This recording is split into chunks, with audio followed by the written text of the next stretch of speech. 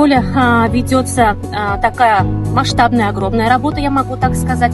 Проводятся все различные мероприятия, связанные с антитеррором, проводятся беседы и, конечно же, проводится психологическая работа с детьми, мероприятия, видеоуроки проводим, вот эти вот все различные учебные тревоги. Вся эта работа, которая ведется в нашей школе, она как раз-таки связана с тем, чтобы больше осведомлять наших обучающихся в этой теме.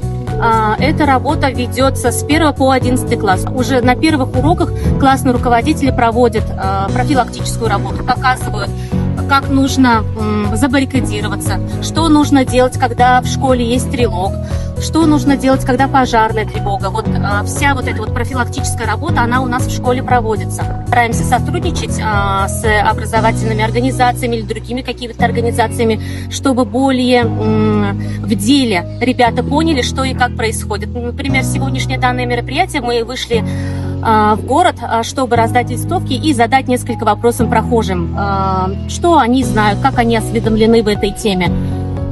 И наши дети поняли то, что вот да, оказывается, народ заинтересован в этой тематике, и знают они, что нужно делать в экстренных ситуациях. Сегодня мы с ребятами вышли в центр нашего города, раздавали листовки, спрашивали у кукмурского населения о том, как они знают о терроризме, как относятся к антитерроризму, спрашивали, знают ли правила. Русский народ знает правила антитеррора на все 100%. Мы в этом убедились. Даже если они что-то забывали, мы им подсказывали, помогали.